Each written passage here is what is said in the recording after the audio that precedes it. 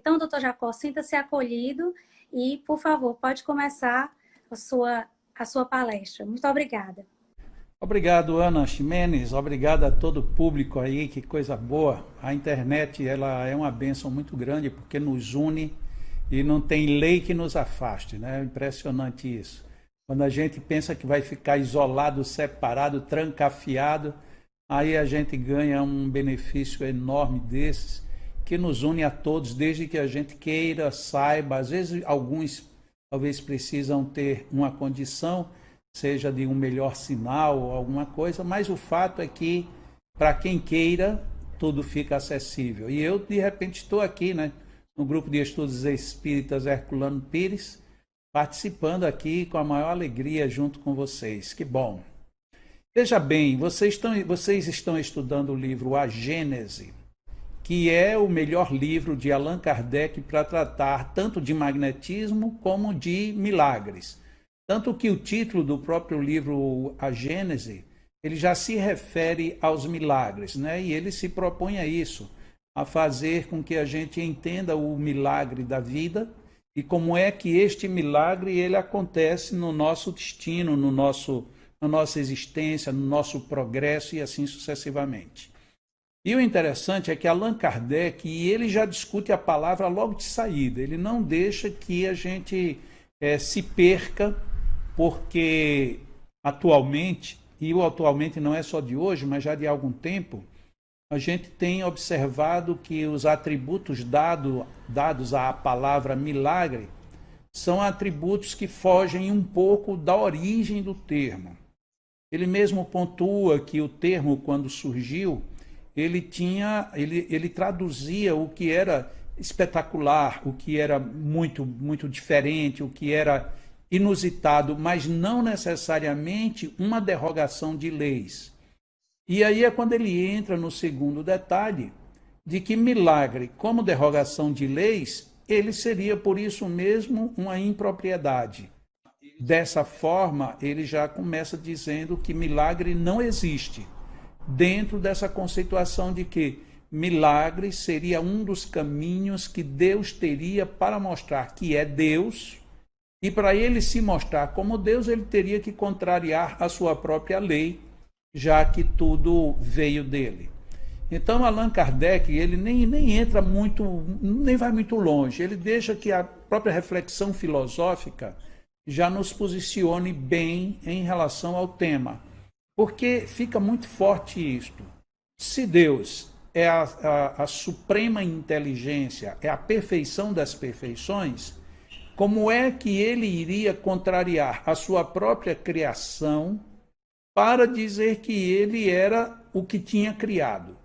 É a mesma coisa que você, por exemplo, quando criança, você vai a uma lagoa, um rio, uma praia, e aí você faz um castelo de areia. E aí, para provar que o castelo de areia foi você que fez, você desmancha. Aí, quando desmanchar, você diz, mas então para que adiantou fazer o castelo, se o castelo não tem nenhuma utilidade? Então, seria mais ou menos dentro dessa linha que Allan Kardec faz com que a gente reconsidere o termo milagre para que ele faça sentido dentro do que nós buscamos entender como tal. Então, de partida, a gente já fica restabelecido o entendimento sobre milagre, portanto, a visão espírita de milagre, que nada mais é do que retornar ao conceito original.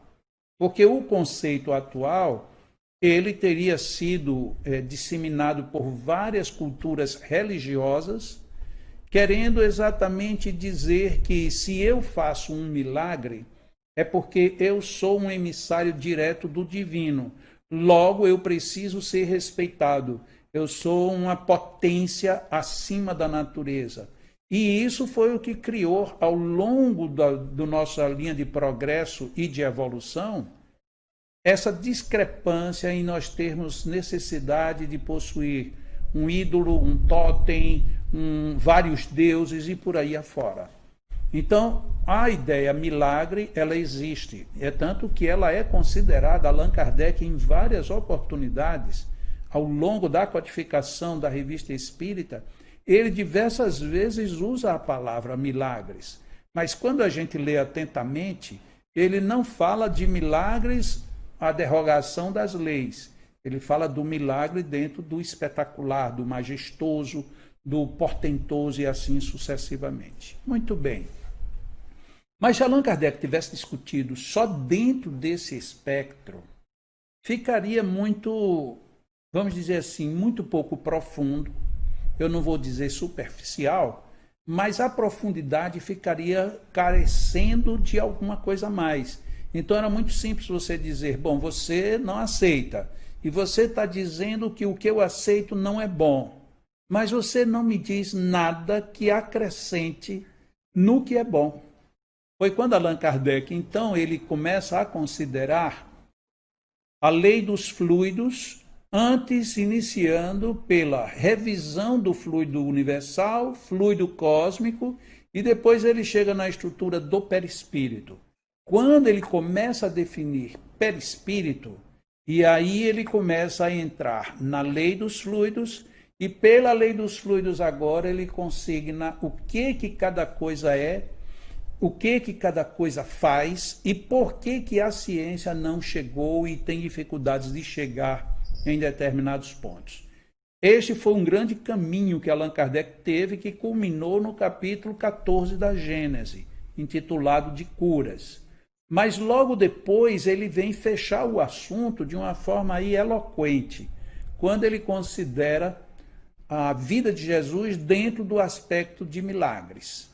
E então ele traz para nós uma nova consideração, uma conceituação que muitas vezes a gente pega o público espírita totalmente despreparado ou desprevenido, ou talvez não tendo percebido o que ele falou.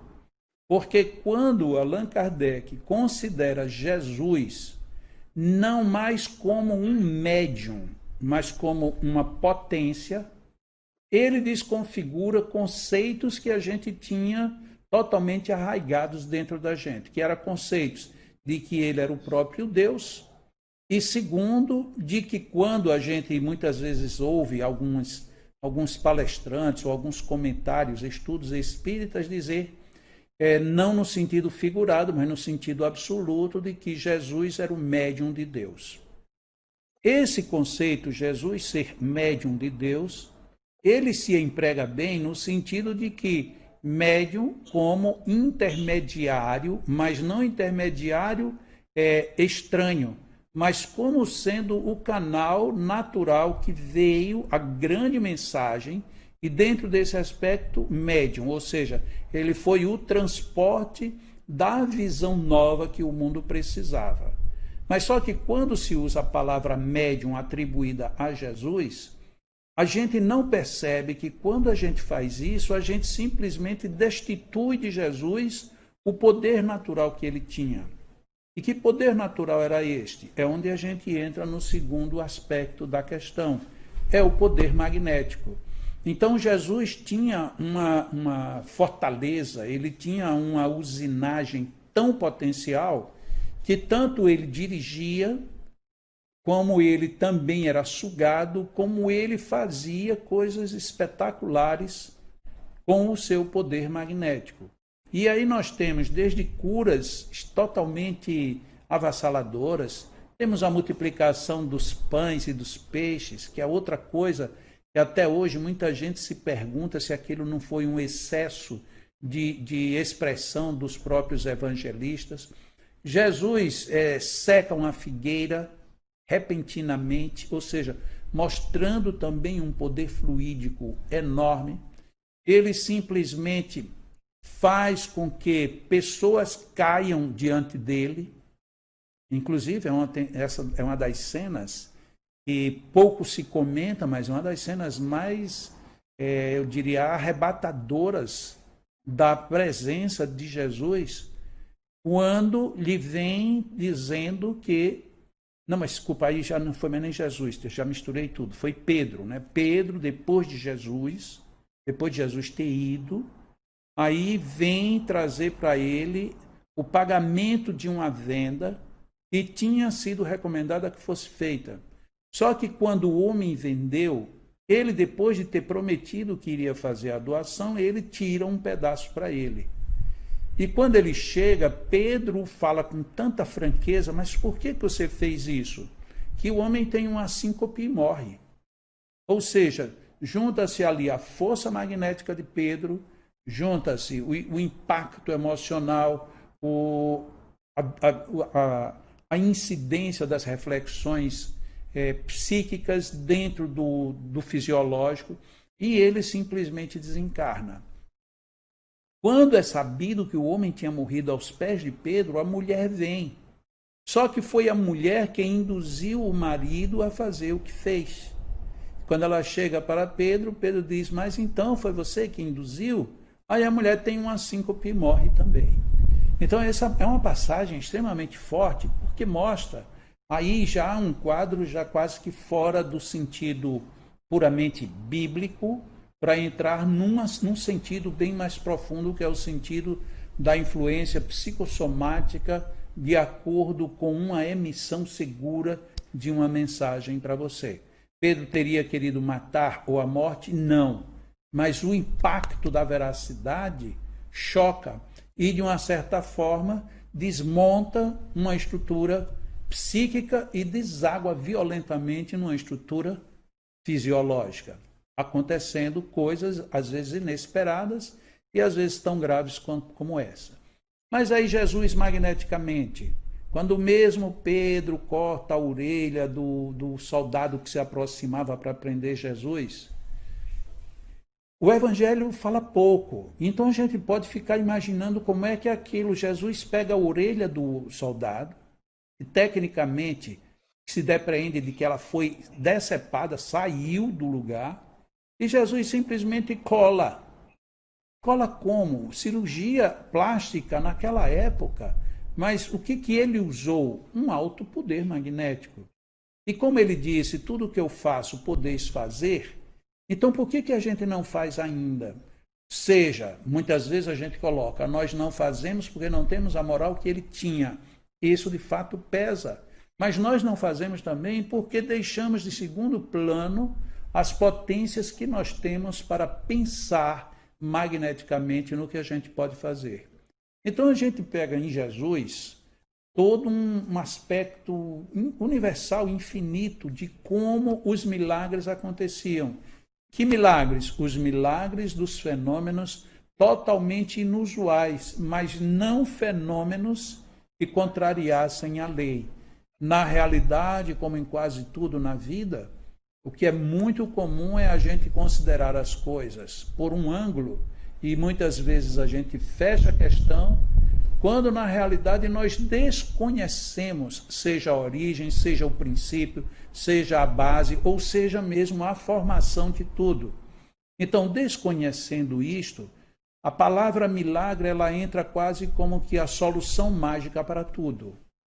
Da mesma maneira como a gente encontra em várias doutrinas palavras sacramentais que elas praticamente fecham as portas ao entendimento, à pesquisa, à investigação.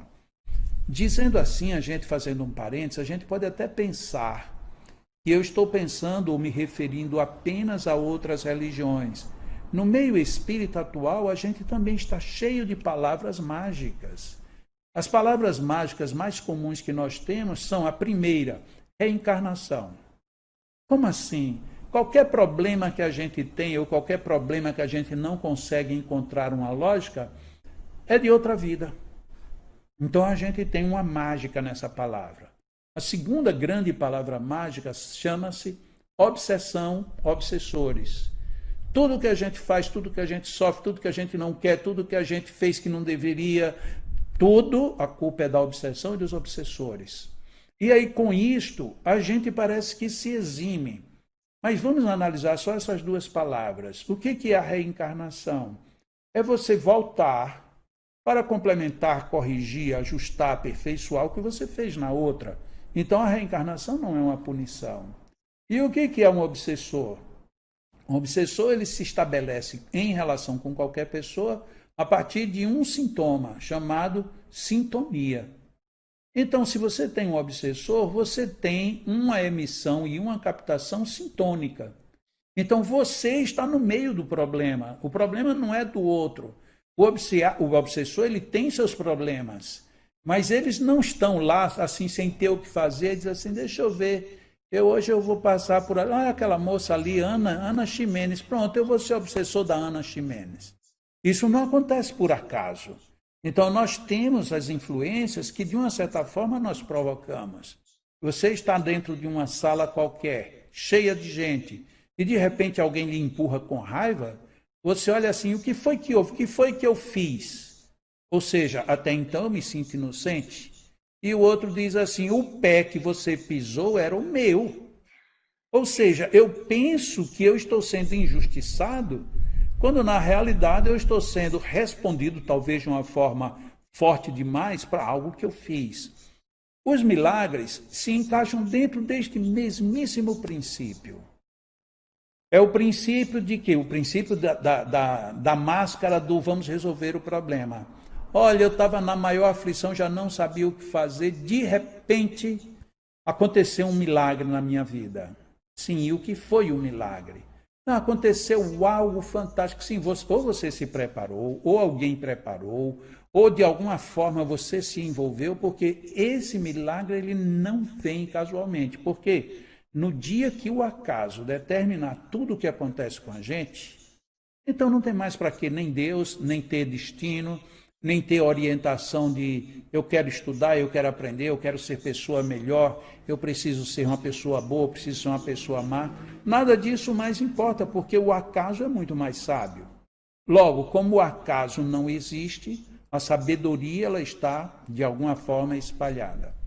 Hoje nós temos uma facilidade de raciocínio, basta a gente comparar as coisas. Eu estou em Natal na minha casa e você está aí onde você está agora. E aí quem é que garante que só estou eu na minha casa e você na sua casa? Se a gente olha ali para escrito ao vivo e olha que tem 23 pessoas conectadas, eu já não sei onde é que estão essas 23 pessoas ou as 21. Onde é que elas estão? Será que elas estão na minha cidade, na tua cidade, no nosso país? Onde é que essas pessoas estão? Então, antes era meio difícil a gente imaginar. E como é que um obsessor me acha? Olha, nós estamos, entre aspas, literalmente ao vivo 24 horas por dia. E é muito simples, porque você está passando numa rua e você não se dá conta, mas você está sendo filmado hoje em dia, pelo menos nas maiores cidades e nas principais ruas. Quase todos os prédios, edifícios, casas, residências têm câmeras. Então, se você fizer alguma coisa, de repente alguém interessado diz assim, deixa eu ver qual foi o caminho que você fez. E aí sai coletando filmagens de câmera e sabe desde onde você saiu até onde você esteve. E aí sabe em que horas, em tudo. Se a gente está num carro fazendo uma viagem, a gente vê um GPS. O que é um GPS? A gente pensa que GPS é um aparelho que está em algum monitor dizendo onde nós nos encontramos. Muita gente pensa isso.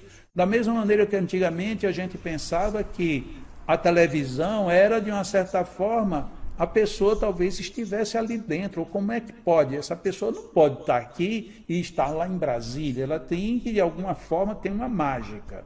Então, tudo isso era milagroso. Como é que funciona um GPS? Muita gente se pergunta, nossa, mas eu coloquei aqui meu carro, eu entrei para a direita, aí ele diz, é para você ir para a esquerda. Como é que ele sabe? A gente fica meio assim. Ou seja, a tecnologia nossa nos mostra o que o mundo espiritual já faz há muito tempo. E como é que a tecnologia sabe disso? De repente, se você pega um GPS bem moderno, ele de repente está lá lhe mostrando, neste momento você está sendo acompanhado por 87 satélites.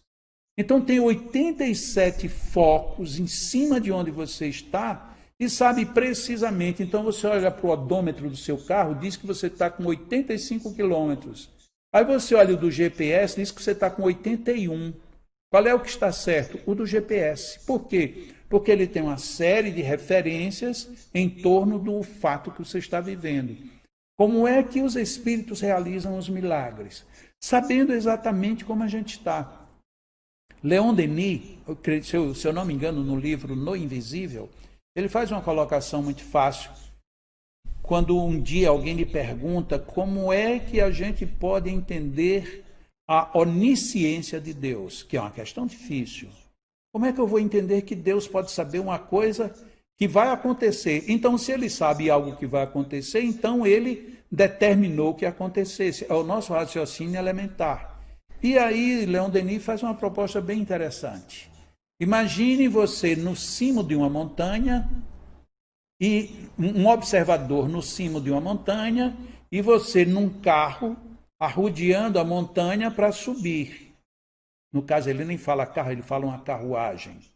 Então, você vem numa carruagem, e ele lá de cima vê que houve um problema na estrada, e que rompeu a estrada.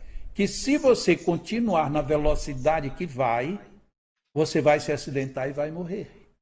Então, ele tem onisciência do que pode lhe acontecer.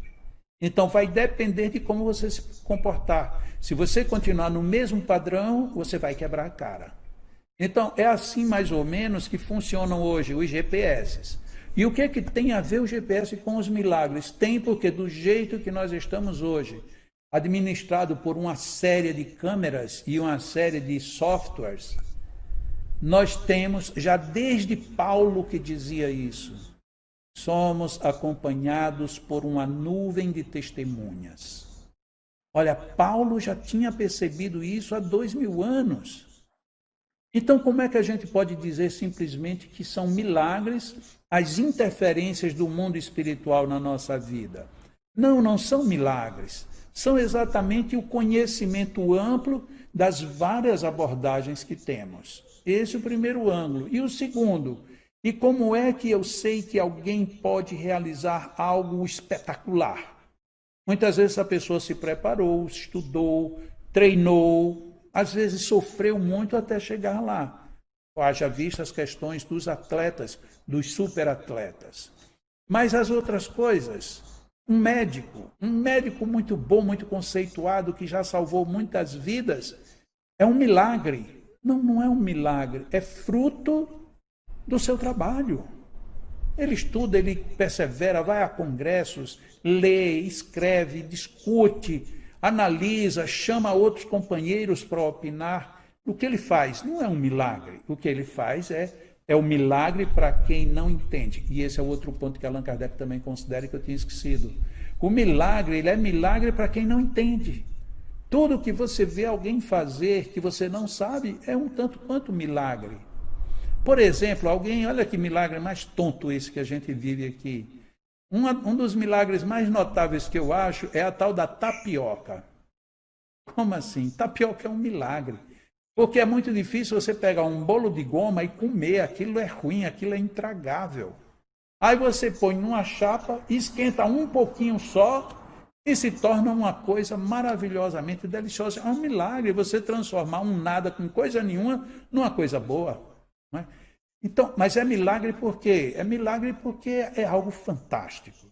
Da mesma maneira, a pessoa que sabe trabalhar fluidos, que sabe trabalhar magnetismo, então você chega e a pessoa está com uma dor uma dor crônica, já ia 2, 3, 5 anos, já tomou remédio, já fez todo tipo de exame, PET scan, já fez tomografia, já examinou tudo e não tem nada, nada.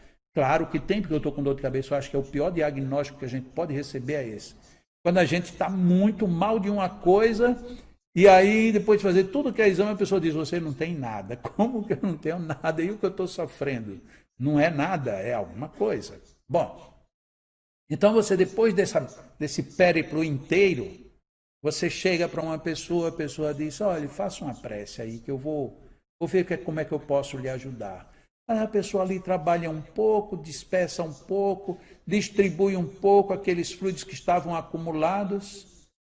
Quando a pessoa termina, faz, meu Deus, a dor foi embora. É tanto que você nem diz a dor foi embora, as pessoas dizem, a minha dor, porque era dele, aquela dor já não era mais uma coisa abstrata, era sua posse, né? Meu Deus, que milagre foi esse? Você tirou a minha dor. Cuidado que se você disser que é sua, ela volta. Diga, tirou a dor, deixa ela ir embora.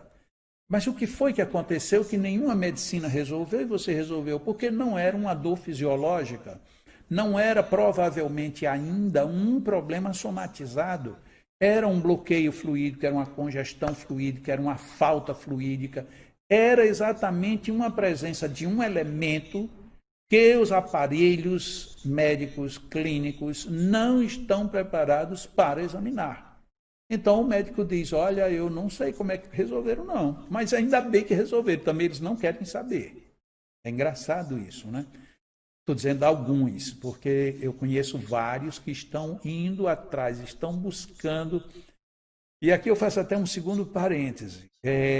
Mesmer, o criador do magnetismo animal, assim como Deleuze, que para mim foi um dos maiores de todos os magnetizadores, Mesmer, ele nos colocou muito bem as potências magnéticas.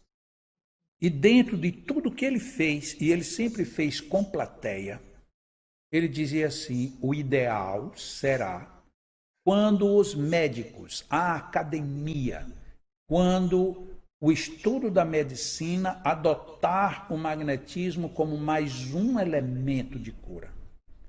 Deleuze não só disse isso, como insistiu. E para falar em mais um outro nome histórico, o Barão de Poté, ele chegou a dar aulas em faculdades de medicina. Ele chegou a formar acadêmicos de medicina com preparação magnética para aprimorar a sua própria medicina. E o que aconteceu? A academia não aceita. E não aceitou por quê? Porque é muito fácil você descartar o que você não quer. Não, isso aí é coisa de bruxaria, de feitiçaria, essas coisas de espíritos. Então isso não nos interessa. Então você descarta. Foi o que prevaleceu. E se deixou de considerar a parte material sutil da própria essência, do próprio fluido, do próprio magnetismo. Então o que isso gerou para nós? Gerou uma curva de distanciamento de uma grande possibilidade que a divindade nos deu e ela ficou praticamente inoperante. Então nós passamos aqui, só para falar em números redondos, mas de 1800, vamos deixar aqui bem redondo, de 1800 a 2000, a gente passou praticamente 2 séculos parados. Óbvio que nesses 2 séculos teve muita coisa, mas proporcionalmente ao que deveria ser, não aconteceu quase nada. Só que quem estudou, quem se aprofundou, quem se enriqueceu, fez coisas extremamente fabulosas. Um desses exemplos foi o grande magnetizador Charles Lafontaine, que ele viajou praticamente toda a Europa e fazia convites para que as pessoas lotassem os teatros. Até aí tudo bem. Então muita gente queria ver o que era que aquele homem ia fazer. Só que ele, em vez de dizer, eu vou trazer os meus doentes, e com isso abriria as portas para o blefe, para a enganação, ele dizia assim, eu queria que os médicos da cidade que muitas vezes ele estava indo pela primeira vez, então médicos conhecidos, tragam os seus doentes. É uma coragem fenomenal. Então este homem ia para um teatro, num ambiente totalmente contrário, levava pessoas com os médicos e as curava no palco. E os médicos saíam, muitos deles saíam durante a sessão porque ficavam envergonhados, porque eles traziam certos de desmoralizar o magnetizador e o magnetismo. Apesar de que Lafontaine não conseguia curar todo mundo, mas foi um número absurdo. Então, principalmente no campo da cegueira, da surdez e da mudez, nesse campo daí ele era imbatível. E o que a gente fez? Nada. Não fizemos nada. Então, se hoje aparece alguém que consegue fazer, que consegue realizar curas nessa área, a gente diz que são milagres. Mas milagres no sentido de que foi fantástico, e não de que derrogou-se uma lei. Como o próprio Kardec discute a questão da ressurreição. Que a ressurreição ela só pode acontecer se ainda houver vida em estado latente. Porque se não houver mais, aí seria a derrogação das leis. E, portanto, já não seria um milagre, seria uma aberração. Enfim, é por esse caminho que a gente vê as possibilidades hoje de realizarmos muitos milagres, muitos. Tanto milagres físicos, através de curas, de interferências, de alívios, como também mudanças psíquicas. É claro que nós temos hoje um leque muito grande de terapias, chamadas antigamente de alternativas, que hoje são mais apropriadamente chamadas de complementares, que essas terapias elas oferecem vários pontos de junção e que favorecem a que a gente tenha superações, vitórias, até pouco tempo inalcançáveis. Mas o que é bem notável, principalmente na minha ótica, já que eu gosto muito de olhar o magnetismo, eu vejo que é muito notável na grande maioria dessas terapias, é que elas estão todas amarradas no magnetismo. Se a gente não gosta da palavra magnetismo e queremos usar um termo espírita, estão todas amarradas no chamado fluido, fluido vital, ou fluido espiritual, ou fluido animalizado espiritual, e por aí desse o nome que queira. Porque parece, eu falo assim, porque parece que no nosso meio a questão de nomes e termos é um negócio tão complicado. Você começa a usar um termo e aí diz que não, daqui a pouco alguém surge para dizer que Allan Kardec disse, mas não era isso que ele queria dizer. E daqui a pouco a gente não acredita mais nem no que a gente acabou de falar. Você acaba de falar uma coisa, você diz, nossa, se esse pessoal daqui a pouco vai dizer que eu disse o que eu não disse. Eu já me surpreendi muito com isso, né? E como eu viajo muito, faço muitas palestras, de vez em quando eu recebo, seja por e-mail, telefonemas, mensagens que mandam. Jacó, porque na palestra que você fez no ano de não sei quando, eu digo, não me lembrava nem que tinha ido naquele lugar. E você falou isso, e eu digo para mim mesmo, não, eu não falei. Eu não falei porque nunca bateu, eu nunca pensei desse jeito. Como é que eu disse? Você assistiu eu dizendo isso? Não, foi uma pessoa que assistiu, que é da minha confiança, que assistiu e você disse. Eu digo, olha, então vamos fazer assim. Se eu disse, eu lhe peço desculpas. Mas deixa eu dizer como é que eu penso hoje, porque não adianta, se você disser que não disse, é capaz de você ser crucificado. Então eu aprendi que a gente já não disse que não disse. A gente diz, então tá certo, mas deixa eu dizer como é que eu penso hoje. Aí a gente vai dar uma ajustada, porque os ânimos hoje andam muito estranhos, e não é por conta de pandemia, não. Nós andamos muito estranhos. Às vezes você pergunta a uma pessoa, e aí, tudo bem? Aí o outro já responde assim, por quê? É da sua conta? Ou seja, a gente parece que anda meio desencontrado. E no caso do campo dos fluidos, no campo das curas, no campo do magnetismo, se a gente brigasse e discutisse menos, e se a gente partisse para entender melhor e fazer mais, a gente já teria partido para uma geração totalmente renovada. Porque não fujamos do que nos espera. Nós somos seres espirituais. Nós vivemos e caminhamos em busca da vida espiritual. Quem nos mantém na matéria são elementos fluídico-materiais, portanto, com conotações, vínculos diretos com o mundo espiritual. Como é que a gente vai viver sem considerar este aspecto? Porque é muito interessante, quando a gente estuda hoje, vamos falar de uma matéria que é bem física. Quando a gente estuda hoje física, física nunca teve nada tão físico como física. A física hoje já está quase toda mergulhada na quântica. E a quântica muda quase tudo do que a gente sabia. Não, então vamos pensar, mas isso só aconteceu com a física. Tá bom, vamos para a biologia. na biologia, a gente tinha biologia, era uma coisa extremamente genérica. Depois de biologia, se começou a se dividir em anatomia, aspectos anatômicos, aspectos fisiológicos, aspectos patológicos. Aí, para a gente poder entender a fusão disso, vamos aprofundar um pouco os aspectos imunológicos. Para a gente entender como é que a imunologia, a gente tem que entender agora os processos neurológicos. Veja como é que vai abrindo. Então, até que a gente chega no gene. Gene, DNA. Que coisa fantástica. E aí ficou ali a genética. Aí a gente pensa que chegou na genética, nossa, não tem mais para onde ir. Aí aparece a epigenética. E até que, por definição, quer dizer além da genética. Aí você, se você se interessar nesse assunto, entre aí no Google e pegue alguém que tenha, pegue algum vídeo que dure aí pelo menos uns 25 minutos, em torno disso. Porque se tiver menos do que isso, é tão superficial que talvez você não entenda. Então pegue algum vídeo aí, coloque lá epigenética no YouTube e procure.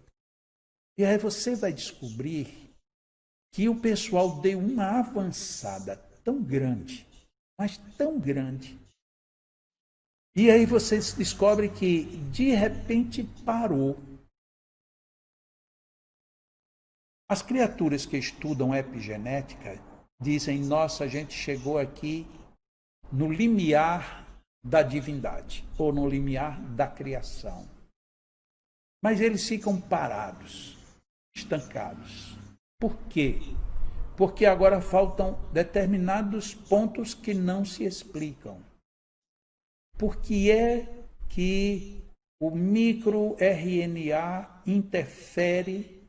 Por que é que o DNA ele abre combinações para um músculo que não abre combinações para a pele? Já sabemos. Tem 3 ramos. Então, para fazer um músculo, esse ramo não funciona, esse fica silenciado, é esse quem funciona. E para fazer o olho, não, para fazer o olho, esse daqui não funciona, quem funciona é este. Tá bom. E quem é que faz essa seleção de quem vai fazer o quê? Aí para tudo outra vez. Aí vem a junção de epigenética, de biologia e física. Aí surgem os campos morfogênicos. E aí o que são os campos morfogênicos? O perispírito. Ou seja, está chegando. Mas aí precisa saber depois quem é que controla esse campo morfogênico. Então, é esse o problema. Nós hoje estamos ainda limitados no magnetismo, querendo tirar dor de cabeça, querendo abafar um câncer, querendo fazer com que a pessoa que não está dormindo direito volte a dormir e tal. Isso é pouquíssimo, é quase nada. Por mais que quem tenha um câncer, quando ouvir isso, vai dizer, é porque não é em você. Mas quando eu digo que é pouco, eu não digo que é pouco que não seja importante. Eu digo que é pouco pelo universo que a gente poderia abarcar. E aí eu fico cada vez mais admirado com a ousadia da ciência, que a ciência vai e vai e vai e continua indo, mesmo que na história pregressa da ciência médica, só para pegar um ramo, muitos grandes seres sábios morreram por conta da sua sabedoria. Como eles desafiavam, eram tidos como loucos, ora como feiticeiros, ora como endemoniados, e simplesmente eram mortos, porque não havia uma compatibilidade entre o que se conhecia e o que estava sendo trazido. Hoje, no meio espírita, que coisa triste, a gente vive a opressão do não pode. Como não pode? Não pode. Você quer estudar magnetismo? Quero. Não pode. Não pode porque aqui a gente só aplica passe só fazendo apenas desse jeito. Mas eu queria entender mais um pouco dos mecanismos do perispírito. Não pode. Por quê? Porque isso é uma coisa só para espíritos muito elevados. Quer dizer que eu não posso nem tentar. Não pode. Não pode. Olha, eu gostaria, porque tem uma pessoa lá em casa que está doente, eu vou aproveitar e fazer um passe. Não pode. Então a gente está vivendo o constrangimento do não pode. Então a gente não pode muita coisa, ou por outra. O que podemos é quase nada. Então nós temos duas opções. Aceitamos e ficamos sem viver nenhum tipo de milagre, ou ousamos e vamos fazer os milagres. Quais são os milagres? De novo, volta para o início do que a gente falou. Milagres no sentido do fantástico, do portentoso, do que leva para frente.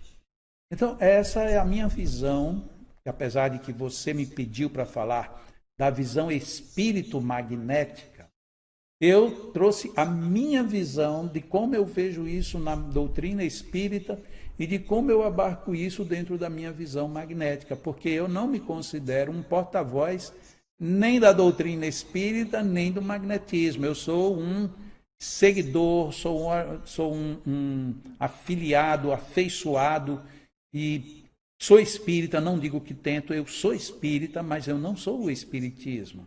E eu também sou magnetizador, mas também não sou o magnetismo. Agora, da forma como eu vejo os dois, eu vejo dentro dessa maneira que eu coloquei.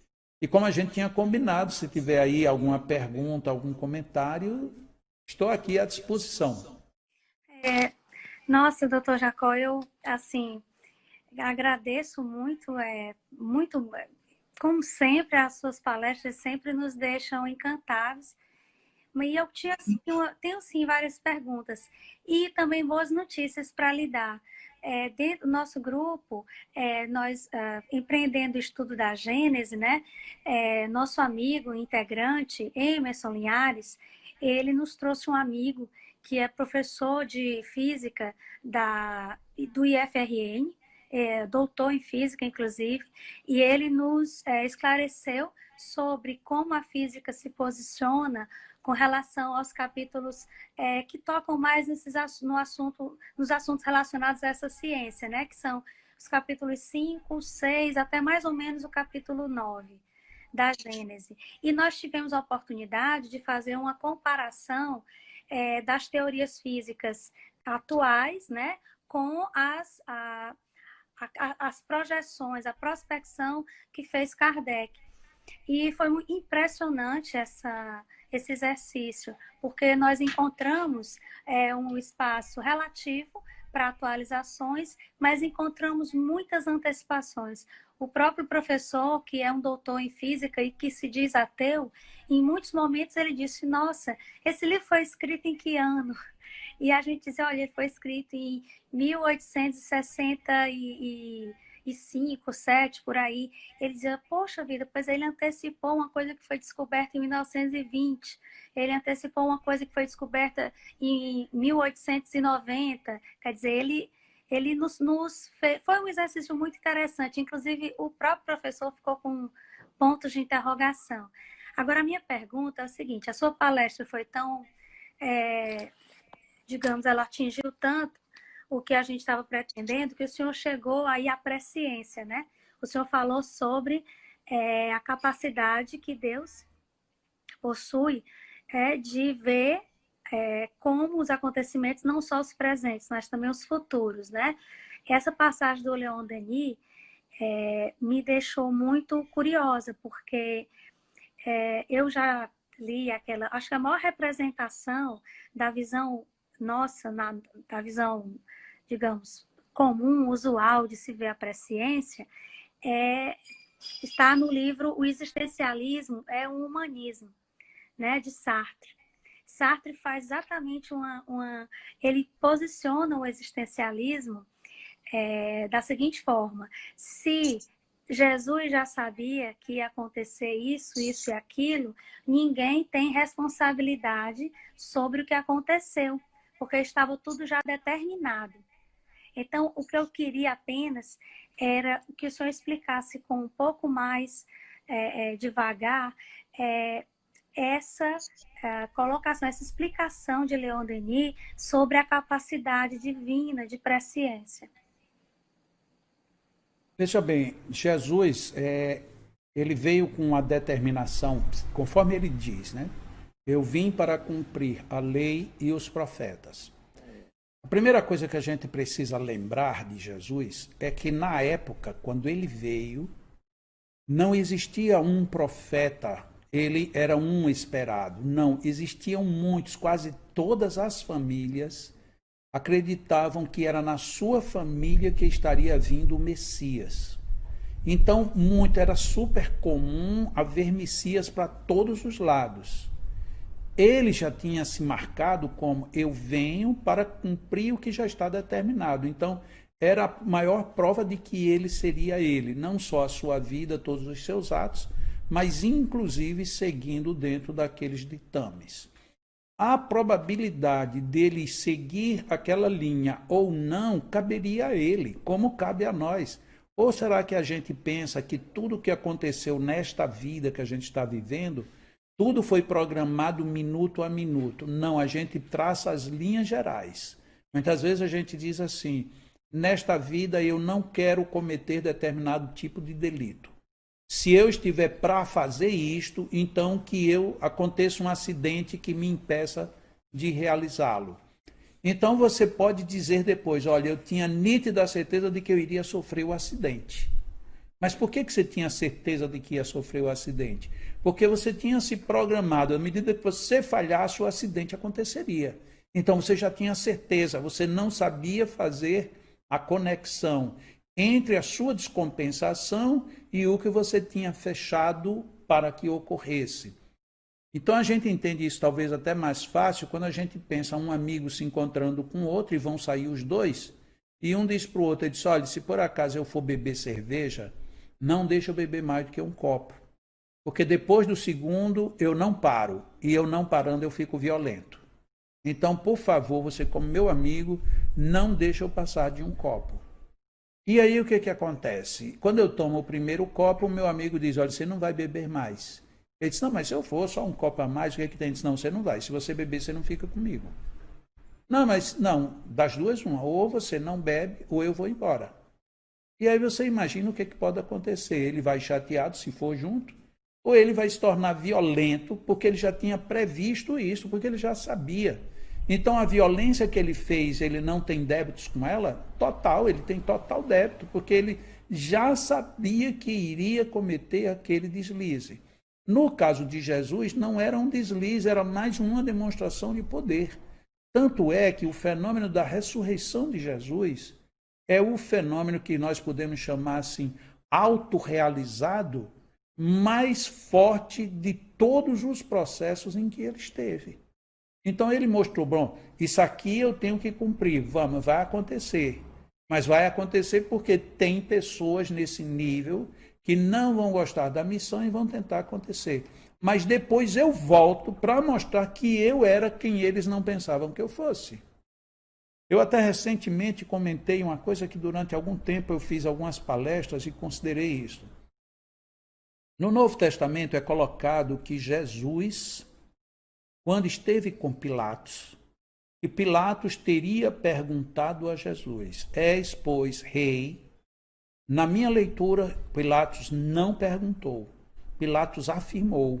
Depois de todo o julgamento, Pilatos olha para Jesus e diz: você é rei. E aí o que é que Jesus faz? Você diz: eu sou rei. Então você confirma. Mesmo assim, você vai fazer o que você quer. Ou seja, ele não tem responsabilidade, ele tem responsabilidade. Quem não teve a responsabilidade foi quem lavou as mãos. Porque na hora que você lavou as mãos, você deixou o processo seguir adiante. Então, às vezes a gente fica preso porque a gente olha por uma ótica. Mas quando a gente abre, a gente já percebe que existem implicações. Porque quem impedia de que Pilatos ali, na hora que reconhece que ele era o rei, por que Pilatos não disse assim: pronto, então eu vou lhe libertar? Em vez de lavar as mãos, ele simplesmente libertava. Aí ele lava as mãos e deixa que o povo julgue. Só que o povo julgar, às vezes, é uma coisa manobrada. Porque depende muito de como é que você está. A gente que vive hoje, mesmo, eu não me ligo com política de jeito nenhum. Não é minha praça, não vim nessa encarnação para mexer com política. Mas a gente vê como é fácil os políticos manipularem as pessoas. Então eles manipulam de tal maneira, daqui a pouco você está todo mundo contra isso, está todo mundo querendo aquilo, está todo mundo indo para aquele lugar. E a gente nem ao menos percebe o que está acontecendo, né? Então eu vejo essa onisciência de Jesus perante o seu desenrolar. De uma certa forma, ele estava no cimo da montanha. Ele sabia que com aquelas pessoas iria acontecer aquilo. E como ele queria deixar inequívoca a sua presença, ele teria que seguir o roteiro. Foi o que ele fez. Eu entendi sua analogia. E o uso do exemplo da política, eu acho que é o exemplo mais adequado, porque é exatamente a ciência política a que lida com a capacidade de reação das pessoas, né? O bom cientista político, ele faz uma análise do quadro geral, do contexto, não é? E ele faz uma certa... Ele coloca perspectivas, ele projeta, ele diz, olha, o país está se encaminhando para acontecer esse evento. E muitas vezes acontece. E o cientista político, como eu, né, como nós, é um ser humano limitado, né? Não tem a onisciência, ele não consegue captar todos os pensamentos, a capacidade de Deus, né? O plano espiritual não existe, principalmente para os espíritos elevados, né? Não existe esse canal para você mentir, para você... Toda a comunicação, ela é verdadeira, ela é real. Então, assim, Deus de posse, né, sabendo o que passa pela cabeça dos seres humanos em determinada época, em determinado lugar, ele é como se, a suprema inteligência. Ele pode perfeitamente dizer, olha, se eu colocar Jesus aqui em Jerusalém, no ano 1, né, assim, aliás, no ano 33, né, e tal, vai acontecer isso quando ele começar a pregar, porque o pessoal está nessa vibe, né, de não aceitar uma, como se diz, uma mensagem como a dele, de amor total, de generosidade, de doação. Quer dizer, sim, agora eu realmente consegui começar espero que os nossos amigos do grupo, né, e também os outros que estão acompanhando, nosso grupo de estudos, ele tem pessoas da União Espírita Cristã, do Centro Espírita Franciscanos, do Centro Espírita Allan Kardec, do Ceareiro de Jesus. Nós somos bem plurais. Eu espero que os companheiros estejam aí como se beneficiando, né, com essa luz, porque para mim, para nós já estava difícil a gente compreender em toda a sua concretude, não é? A questão dos milagres. E a questão da presciência parecia mais desafiadora ainda. Agora, nos milagres, o que se nos afigura difícil de compreender muito é o uso, por exemplo, de saliva, de terra, não é? Que em determinados milagres, dependendo do evangelho que descreve, há uma manipulação de materiais que são aqui da terra, concretos. O senhor podia fazer só um breve esclarecimento sobre isso, por causa do tempo limitado, né, da exposição? Olha, inclusive eu já defendi essa tese, não, defendi tese não no sentido acadêmico, mas junto a seminários, de que nós temos uma outra compressão, a outra força compressiva, que é a força do interesse comercial, né? Então, o interesse comercial industrial criou uma indústria química que ela tem todas as suas razões de ser, de existir, que geram muitos empregos, mas também descondicionam a gente do que às vezes é prático e usual para ir para algo que é somente comercial. Quando a gente se arranha, a gente leva o dedo arranhado à boca e passa o que? Saliva. Quando o animal se fere, como é que ele se cura? Ou se lambendo ou pedindo a um outro que o lamba. A nossa saliva, ela foi colocada como sendo algo cheio de bactérias nocivas. Se isso fosse... Então, já vou interromper só um minutinho. A gente só está com 1 minuto e 33, tá bom? E só mais uma coisinha, eu esqueci de falar dos meus amigos do Centro Espírita Chico Xavier. Muito obrigada por estarem aqui comparecendo, assistindo aqui com a gente. Pode continuar, doutor. Que bom, um abraço grande para todo mundo também. Tem muita gente amiga aí. Então a saliva, ela sempre foi um elemento altamente curativo, altamente antisséptico, altamente cicatrizante, mas não se pensou muito mais nisso, né? Hoje em dia, quando você vê saliva, você pensa logo em algo nojento, E não é. Tanto não é que quando as pessoas se amam, a primeira coisa que fazem é se beijar na boca. Então, não tem necessariamente isso. Nós demoramos muito a descobrir o valor da natureza, a redescobrir. Hoje você veja terapias com chás, terapias com ervas, terapias com minerais, tudo isso existe e resolve, são milagres do magnetismo natural e que a gente tem aberto mão. Muito obrigado, minha querida, Deus te abençoe, sucesso enorme, seja tudo bom aí para todo mundo, tá bom? De estudos, né? Eu agradeço a presença do senhor, sua generosidade e os seus luminosos esclarecimentos. Muito obrigada e obrigada a todos